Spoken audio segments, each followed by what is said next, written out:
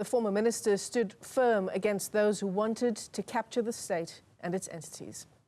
In fact, we'll bring you that soundbite a little later on in the program. For now, the Al-Qatar Foundation has hosted a briefing on just giving us an update on funeral arrangements for Pravin Gordhan, which we are told will happen on Thursday in Durban. It will be a state funeral, and they've also had a number of speakers there, comrades in arms, so to speak. Zineko was our reporter tracking that story. In fact, he joins us live now from Rosebank. And Zineko, what a lineup of speakers paying tribute to Pravin Gordhan.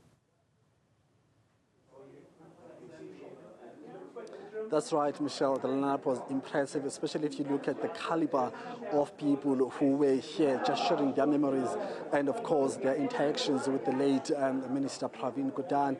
And, of course, some of those speakers served with Mr. Gordhan in cabinet under the presidency of Mr. Jacob Zuma. We also had one of the people who was actually fired from cabinet at the same time as Mr. Gordhan. And, of course, that's former tourism minister, Mr. Derek Hanekom, who joins me now. Say thank you very much for your time. Looking at the strides that Mr. Gordhan championed or was trying to, to fight back against, looking at where we are right now, do you think it was all worth it, looking at the state of the country right now, but also the state of the state-owned entities themselves? Well, I suppose thanks for the opportunity. I mean, today is a sad day, but also a day of reflection, and your questions are very important. The state of the country I think Pravin would have been quite happy in many ways, but at the same time realizing that there's still many challenges that lie ahead and that confront us immediately. So he would have been was very supportive of the government of national unity because he felt that was absolutely essential to have people united, whatever their differences may be, to stand together to achieve what needs to be achieved to rebuild our country. So he would have been very supportive of that. On the state-owned enterprises that he was responsible for, as you know, I currently chair the South African Airways. I chair the board. Something that is not said often enough. Pravin was attacked and criticized for his role in the SAA. It is completely unfair and a distortion of history. Without Pravin, there would not have been an SAA today. SAA would have been liquidated. Pravin single-handedly stopped that from happening, and now the board is rebuilding. And this is one of the state-owned companies, but a very important one. Let's talk about his legacy within the structures of the ANC. A lot of people are sharing different views on his role in cabinet at the 7 as a deploying government. How do you feel when you hear, opposing statements being attributed to him in regards to his legacy? Some are calling him sellout, but some of the stalwarts and some people are saying he was a hero. How do you describe him, and how do you describe those different views on his legacy at a political space? Well, some of the statements are simply despicable, and they're statements of hate, and you wonder what lies behind it and who lies behind it. But, Pravin was undeterred by statements of this kind, and so was I. I mean, I've also been the subject of a lot of hate statements, and it's unfortunate. But you've also got to remember that these statements don't represent the majority of people of South Africa. They're noisy, they're bots that are on social media. They can be very hurtful, but you've got to remain steadfast in continuing with what you need to achieve. So you've got to take it from whence it comes. So some of the statements are complete distortion of history. Some of the statements are reflective of a bitterness, because in many ways they become the victims of the doing right as opposed to doing wrong. These were the beneficiaries, many of them were the beneficiaries of state capture. So for Pravin and Pravin's role in fighting against state capture, against corruption and against wrongdoing, he becomes their enemy by definition. All right. Talk to us about his last moment. I'm not sure if you were able to visit him in hospital. Talk to him about his last moment, his attitude, his energy, but also, just how he was feeling and how he was looking at the country, and what was the priority for him in those last moments.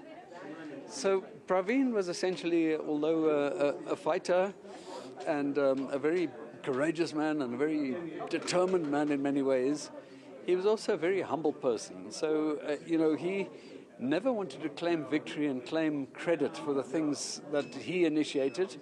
But right until the very end, what he was most concerned about is that the few advances that have been made, and significant advances, that they be sustained. And I can tell you, just in my capacity as chairing the SAA board, that is the determination we have, even the management of SAA, to say this is not just a once-off. We, in his name and in the name of and in support of the people of South Africa, we have to continue and build on the legacy that he and many others have created. And that was his overriding feeling close to the end. It was not about, oh dear, I'm in pain, and he was in pain, and it happened very suddenly. But his biggest concern, expressed right until the bitter end, was that the struggle should continue, the struggle for a better South Africa, and at all levels. And he said that. I was lucky enough and blessed to have spent the last couple of days, spent a lot of time in the hospital. But on Tuesday, just 2 days before his passing, he was quite lucid and spoke to many, many people. The president himself, incidentally, visited him at midnight last night and spent 3 hours with him. But at that stage, he was no longer communicating. Thank you very much, Mr. Hanekom, for your time, sir. We really appreciate it. We know that it's also a very hard moment for you as a former soldier alongside Mr. Pravin. Thank you very much, sir. I appreciate your time. Michelle, that's Mr. Derek Hanekom. I'm going to bring in now Mr. Mark Maharaj, one of the veterans of the ANC, who knew him very well. He's coming to us right now. So we're just getting some reactions and reflections on how people are viewing the legacy of Mr. Pravin Gordhan. Sir, thank you very much for your time. Thank you. We understand it's a very difficult moment for you. This is Newzroom Afrika. Sir, talk to us about the struggle Mr. Gordhan fought for and how it seems as if it is now, starting coming to fruition in terms of having different voices, different political parties working together currently post the May elections. I think we need to appreciate that we are living in a democracy in which our constitution provides for freedom of political association, and I think that it is a space that we need to guard and help. It's not so much to decry that there are too many parties. That's the nature of the game, and people should be able to express themselves. But when I come to Pravin Gordhan, I think he understood that it's the people who are the makers of history, and that what we did in the struggle against apartheid to mobilize the people behind us was correct. And now still, he lived and died on the basis that in order for people to be involved in making change, we have to make this democracy participatory. Secondly, we have to understand that there is still a need, when people are the makers of history, for an organization that will steer and guide that process. And that is the ANC. Sorry to cut you, sir. There were times, as some of the speakers, referenced, there were times when Mr. Gordhan was under attack. Some people went to an extent of referencing his race. Looking at the current state of South Africa right now when it comes to issues of non-racialism in South Africa, do you think we've made enough strides? And do you think politically enough has been done to push for social cohesion, irrespective of somebody's background, on racial terms? We can never say that what we've done so far in the 30 years is enough. Our country still remains heavily divided on the basis of race. I think while we have a constitution that proclaims gender parity, I think the practice of gender parity has not arisen yet. It's still a work in progress. I think building a society built on equality as a principle is still something that it's work in progress that we are seized with. And therefore, it is important to recognize that we need to take this experience of the 30 years and learn where we have committed mistakes, whether of omission or commission. Learn from those mistakes, because we learn more from the mistakes. The problem we face at the moment is that people just want to throw stones. We have not reached the point where we interrogate those lessons of the 30 years, without playing the blame game, so that people can examine these problems openly. Talk to us about, just before you go, sir, talk to us about the importance now of acknowledging one's mistake. We've got some political parties such as the EFF who are making some utterances towards the legacy of Mr. Pravin Gordhan. From your experience, from your intimate relationship with him, what would you say were his shortfalls, were his mistakes maybe in cabinet, but also during the struggle times? What were the shortfalls from his side? In a multi-party democracy, there will always be some formation or other that has no practical basis, but simply there as a shouter and throwing stones. We're not constructing. I think the challenge we've got, the first lesson we learned, is that the struggle to overthrow apartheid was a huge struggle. But the struggle to build a society based on equality, non-racialism, and a united nation is a more difficult task. Because now you have to do it in the condition where you recognize everybody's fundamental rights. So that difficulty is there. But those who throw stones without taking responsibility, they fail as leaders. Thank you very much, Maharaj, for your time.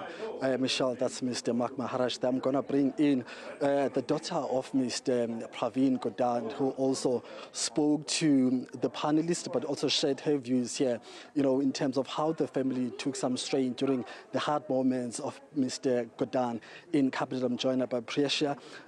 Thank you very much for your time. Come closer, my sister. Talk to us about how's the family doing, your mom, your siblings. What are you guys going through right now? Okay, thank you. You can see I'm new at this. I think, there are 5 stages of grief, and I think we are still very firmly in denial. This happened very quickly, and my dad was a hero to the country, but he was a hero to his family, and he was our anchor. So finding a new reality without him is going to be very difficult. As a father, he was my best friend. We were incredibly close. To my mother, that's her soulmate, that's her comrade, that's her life partner. And, their particular relationship has gone through so many decades, gone through his detention, torture, their activism. And that partnership and that fortitude comes from them being activists together and being under so much pressure. So we have learned and gotten a great amount of strength from him, and how we move forward is entirely thanks to him, and we will do it in the way that he wanted, with our dignity and with the strength that he gave us. Talk to us about Mr. Gordhan at home. As a father, we know him as a fighter in the public space, but, in your family, outside the politics, how was he? What were the key things that were important to him, but some of the memorable moments you had with him as a family?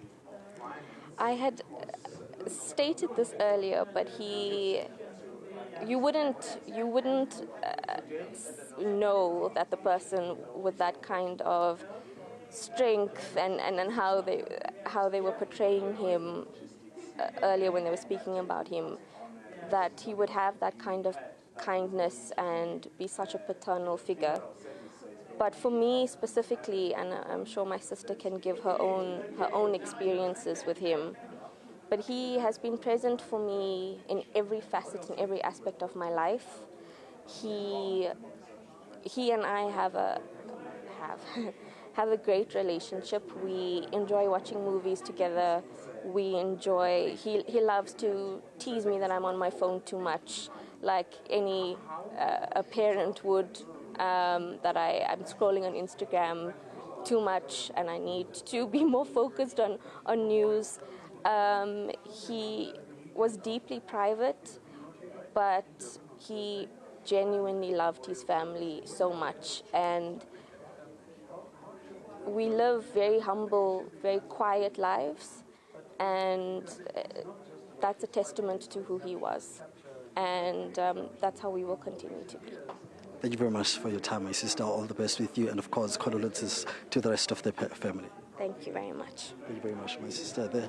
That's Priyasha there, the daughter of the late former cabinet minister Pravin Gordhan. And of course, this is how people from different walks of life, as I said earlier on, Michelle, that some of them, were working with him behind the scenes, such as Mr. Nkonde, who was the advisor to Mr. Gordhan, but which also just spoke to the daughter, who just, shared something very important, that despite the amount of time Mr. Gordhan spent in the public space and in politics, he was always there for his family. So that talks to a person was able to prioritize, but also ensure that he attends to all the things he needs to attend to. So we've spoken to some and will continue speaking to more people who have shared their experiences with Mr. Gordhan here in Houghton. Back to you, Michelle, for now.